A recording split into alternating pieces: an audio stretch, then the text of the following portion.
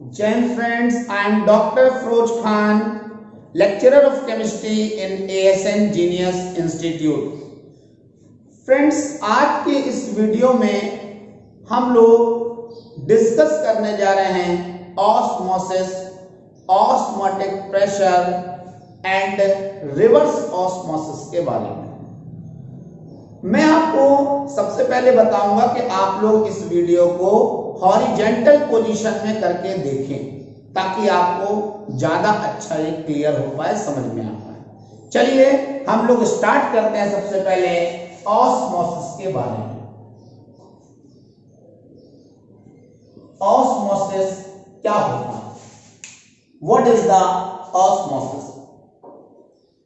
जब किसी सॉल्यूशन को सॉल्वेंट से सेमी परमेबल मेम्ब्रेन की हेल्प से सेपरेट किया जाता है, जब किसी सॉल्यूशन को सॉल्वेंट से सेमी परमेबल मेम्ब्रेन की हेल्प से सेपरेट किया जाता है तो सॉल्वेंट पार्टिकल्स सॉल्यूशन की तरफ मूव करने लगते हैं, फ्लो होने लगते हैं। इस फिनोमेना को हम लोग ऑस्मोसिस कहते हैं। मैंने बताया कि when a solution separated from solvent by the semi-permeable membrane, then solvent particles flow solvent to solution. It is known as osmosis. तो अगर कोई पूछता है ऑस्मोसिस क्या है, तो मैंने बताया कि जब हम लोग सॉल्यूशन और सॉल्वेंट को, ये हमारे पास डार्क लाइन में हो गया सॉल्यूशन और ये लाइट जो डॉट लाइंस है इसमें हमने ऐसे कर दिया सॉल्वेंट। तो ये सॉल्यूशन है और ये है सॉल्वेंट। तो हमने आपको बताया कि जब सॉल्यूशन और सॉल्वेंट को सेमी परमेबल मेम्ब्रेन की हेल्प से सेपरेट किया जाता है तो सॉल्वेंट पार्टिकल सॉल्यूशन की तरफ मूव करने लगते हैं, फ्लो होने लगते हैं। This phenomena is known as osmosis. जैसे आपने देखा होगा कि अगर हम लोग रेजिन ले लें और अगर रेजिन को वाटर में डाल दें तो आप क्या देखते हैं कि कुछ टाइम के बाद रेजिन स्वेल अप हो जाता है। ऐसा क्यों होता है? क्योंकि रेजिन के अंदर जो सॉल्यूशन है उसकी कॉन्सेंट्रेशन ज्यादा है, उसके कंपैरिजन में वाटर की कॉन्सेंट्रेशन बहुत कम है। तो जो वाटर है वो ऑस्मोसिस के कारण से रेजिन के अंदर एंटर करेगा और जब वाटर रेजिन के अंदर एंटर करेगा तो रेजिन स्वेल अप हो जाएगा। इस प्रोसेस को हम लोग कहते हैं एंडोऑस्मोसिस, क्योंकि जो वाटर है वो रेजिन के अंदर एंटर कर रहा है, इसलिए से बोल रहे हैं एंडोऑस्मोसिस। इसी तरीके से एक दूसरा एग्जांपल देखते हैं। अगर हम लोग एक ग्रेप ले लें और इस ग्रेप्स को हम लोग सॉल्ट सॉल्यूशन में डाल दें, ये जो सॉल्यूशन है कौन सा सॉल्यूशन है? Salt solution. तो अगर हम लोग ग्रेप को सॉल्ट सॉल्यूशन में डाल दें तो हम क्या देखेंगे कि कुछ देर बाद जो ग्रेप है ये आप देखेंगे कि ये श्रिंक हो जाएगा, श्रिंक हो गया। ऐसा क्यों? इसका रीजन ये है कि सॉल्ट सॉल्यूशन की कॉन्सेंट्रेशन ग्रेप्स के अंदर जो सॉल्यूशन है उससे ज्यादा है। तो सॉल्ट सॉल्यूशन की कॉन्सेंट्रेशन ज्यादा होने के कारण से ग्रेप्स के अंदर जो वाटर है वो वाटर बाहर आ जाएगा और जब ग्रेप्स के अंदर का वाटर बाहर आएगा तो ग्रेप श्रिंक हो जाएगा और जब ग्रेप श्रिंक हो जाएगा तो इस प्रोसेस को आप नेम दे सकते हैं एक्सोऑस्मोसिस, क्योंकि इसमें वाटर ग्रेप्स के अंदर से बाहर आ रहा है, इसीलिए ये प्रोसेस होगी एक्सोऑस्मोसिस। तो अगर कोई आपसे पूछ ले what is the osmosis, confidence से आपको आंसर देना। क्या बोलेंगे?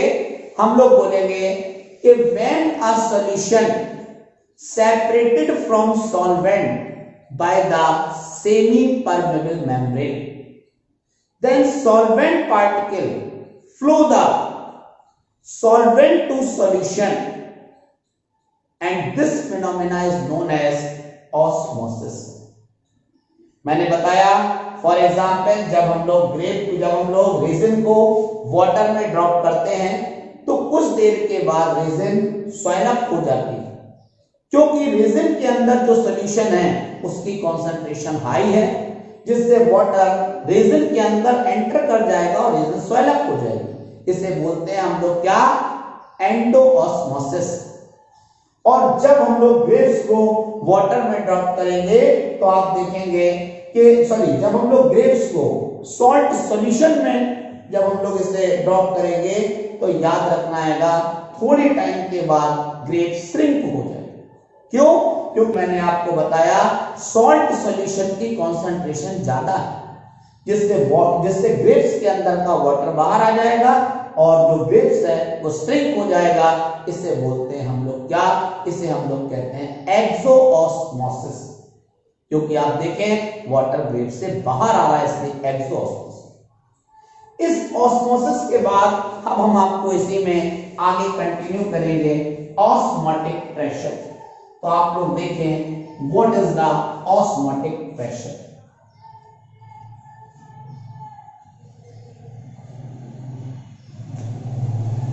Osmotic pressure, what is the osmotic pressure? Osmotic pressure क्या होता है ये हम लोगों को यहां पर देखना है। हमने एक ले लिया सॉल्यूशन, देखिए ये सॉल्यूशन हो गया डार्क लाइन में,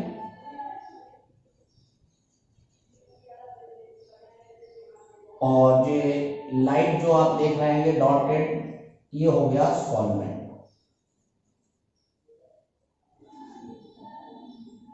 ये हो गया आपका सॉल्वेंट, ठीक है ना? ये होगा सॉल्वेंट। तो हम लोग यहां पर डील कर रहे हैं, डिस्कस कर रहे हैं इस समय पर कि ऑस्मोटिक प्रेशर क्या होता है।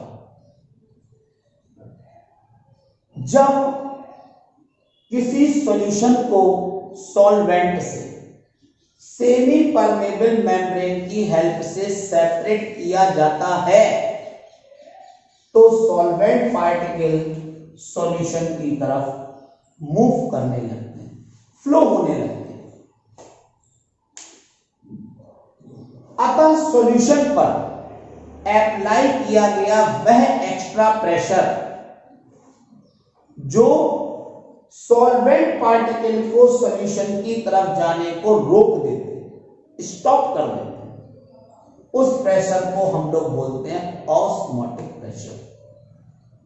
मैंने बताया कि when solution separated from solvent by the semi permeable membrane, then solvent particle flow solvent to solution, then on solution side applying extra pressure, then solvent particle stop flow towards the solution. This extra pressure is known as osmotic pressure।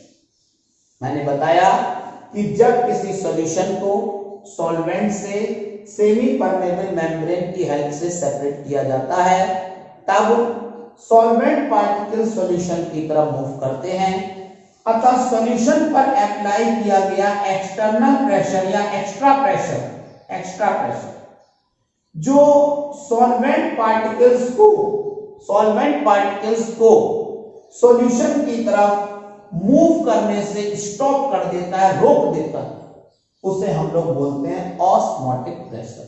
उस extra pressure को name दिया गया है osmotic pressure. Osmotic pressure को पाई से denote करते हैं।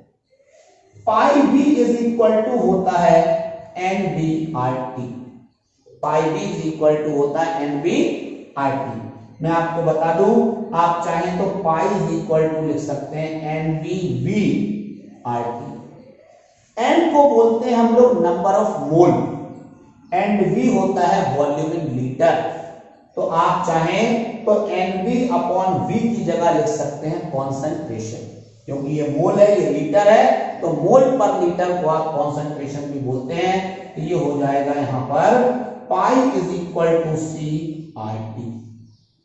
मैं आपको बताना चाहता हूं यहां पर V जो है वो वॉल्यूम इन लीटर है, V volume in litre. R जो है ये सॉल्यूशन कांस्टेंट है, सॉल्यूशन कांस्टेंट। T क्या है? टेम्परेचर इन केल्विन, ठीक है ना। NB क्या है? NB is number of moles, NB जो है वो नंबर ऑफ मोल्स। पाई आपको मालूम है ऑस्मोटिक प्रेशर। यहां पर एक टर्म और है C होता है concentration in mole per litre. मैं आपको बता दूं, इस कॉन्सेंट्रेशन को जो मोल पर लीटर में है इसको हम लोग मोलैरिटी भी बोल देते हैं। क्या बोल देते हैं इसे? मोलैरिटी। क्योंकि अगर कोई कॉन्सेंट्रेशन मोल पर लीटर में है तो उस कॉन्सेंट्रेशन को मोलैरिटी भी कहते हैं। तो अगर कोई आपसे पूछे कि what is the osmotic pressure, तो हम लोग क्या बोलेंगे? हम लोग बोलेंगे कि when a solution separated from solvent by the semi permeable membrane then solvent particle flow solvent to solution। इस कंडीशन में सॉल्यूशन साइड में अप्लाई किया गया एक्स्ट्रा प्रेशर जो सॉल्वेंट पार्टिकल्स को सॉल्यूशन की तरफ जाने से स्टॉप कर देता है, रोक देता है, उस एक्स्ट्रा प्रेशर को हम कह देते हैं ऑस्मोटिक प्रेशर। ठीक है ना। इसे पाई से डिनोट करते हैं। Pi is equal to NBRT। Pi is equal to NB upon VRT। यहाँ पर N नंबर ऑफ मोल है, V वॉल्यूम इन लीटर है, V वॉल्यूम इन लीटर। तो N अपॉन V की जगह अगर आप चाहें तो N अपॉन V की जगह आप यहाँ पर C भी ले सकते हैं। N अपॉन V की जगह C, तो pi is equal to CRT। यहाँ V है वॉल्यूम इन लीटर, R है सॉल्यूशन कांस्टेंट, T है टेम्परेचर इन केल्विन, NB है number of moles and C is concentration in mole per litre. और जब कोई कंसंट्रेशन मोल पर लीटर में होता है तब उसे हम मोलैरिटी भी कहते हैं। क्या बोलते हैं? मोलैरिटी भी इसे हम लोग कहते हैं। इसके बाद अब हम लोग नेक्स्ट टॉपिक यहां पर पढ़ने जा रहे हैं, इसका नाम है reverse osmosis.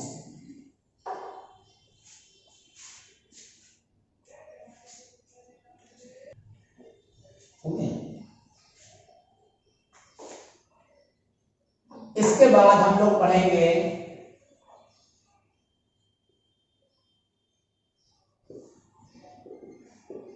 What is the reverse osmosis. Next topic start करते हैं। रिवर्स ऑस्मोसिस क्या होता है? बेटा, जब किसी सॉल्यूशन को सॉल्वेंट के साथ सेमी परमेबल मेम्ब्रेन की हेल्प से सेपरेट किया जाता है। ये डार्क लाइन वाला मैं बार बार बोल रहा हूं, ये है सॉल्यूशन, और ये जो डॉट लाइंस दिख रही हैं ये शो कर रही हैं सॉल्वेंट को शो कर रही हैं। तो हम लोग क्या लिख रहे हैं यहां पर रिवर्स ऑस्मोसिस के बारे में? हमने बताया कि जब किसी सॉल्यूशन को सॉल्वेंट के साथ सेमी परमेबल मेम्ब्रेन की हेल्प से सेपरेट किया जाता है, तो आपको याद रखना है कि सॉल्वेंट पार्टिकल सॉल्यूशन की तरफ फ्लो होने लगते हैं।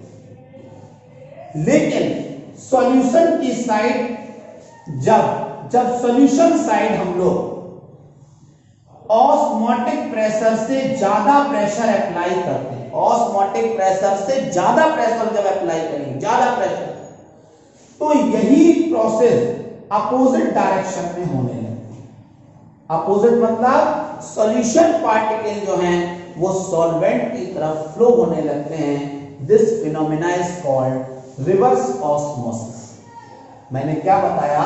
मैंने बताया कि जब हम लोग सॉल्यूशन को सॉल्वेंट से सेमी परमेबल मेम्ब्रेन की हेल्प से सेपरेट करते हैं तो सॉल्वेंट पार्टिकल जो हैं ये सॉल्यूशन की तरफ फ्लो होने लगते हैं। लेकिन अगर हम लोग सॉल्यूशन साइड ऑस्मोटिक प्रेशर से एक्स्ट्रा प्रेशर अप्लाई कर देते हैं तो याद रखना है ये प्रोसेस अपोजिट डायरेक्शन में होने लगती है।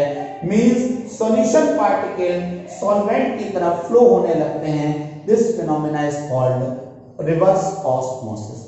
तो मैंने क्या बताया, एक बार फिर से सुनते हैं रिवर्स ऑस्मोसिस के बारे में। मैंने बताया यहाँ पर कि when a solution separated from solvent by the semi permeable membrane, then solvent particles flow solvent to solution.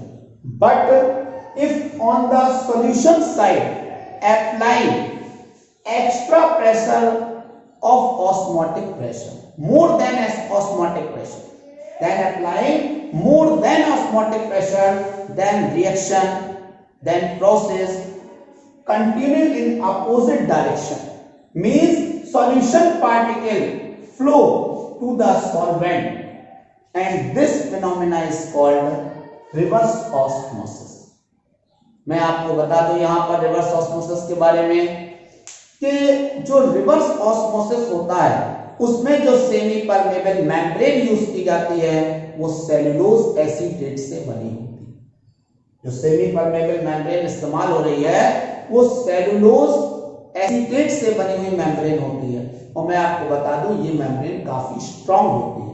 आपने आरओ नाम सुना होगा, जो आरओ होता है वो रिवर्स ऑस्मोसिस पर ही बेस्ड होता है। आरओ रिवर्स ऑस्मोसिस पर बेस्ड होता है। इसके अलावा मैं आपको एक बात और बता दूं यहाँ पर कि जो रिवर्स ऑस्मोसिस है इसकी हेल्प से हम लोग सी के जो समुद्र का जो हार्ड वाटर है उसको हम लोग सॉफ्ट वाटर में चेंज कर सकते हैं। जो सी का हार्ड वाटर होता है उसको हम लोग सॉफ्ट वाटर में चेंज कर सकते हैं। तो आपको याद रखना है साथियों, ये रिवर्स ऑस्मोसिस टॉपिक कंप्लीट होता है। आपको कमेंट बॉक्स में आना है और आपके सबसे पहले बताना है आपको आज का हमारा ये वीडियो कैसा लगा। इस वीडियो को लाइक करें, इसको आप लोग सब्सक्राइब जरूर करें। अगर आपने अभी तक सब्सक्राइब नहीं किया तुरंत से सब्सक्राइब करें। इसको शेयर जरूर करें ताकि ज्यादा से ज्यादा स्टूडेंट्स तक ये वीडियो पहुंचे और इस लॉकडाउन पीरियड में भी उन्हें अपनी स्टडी को कंटिन्यू करने में आसानी हो जाए। इसी के साथ जय हिंद, जय भारत।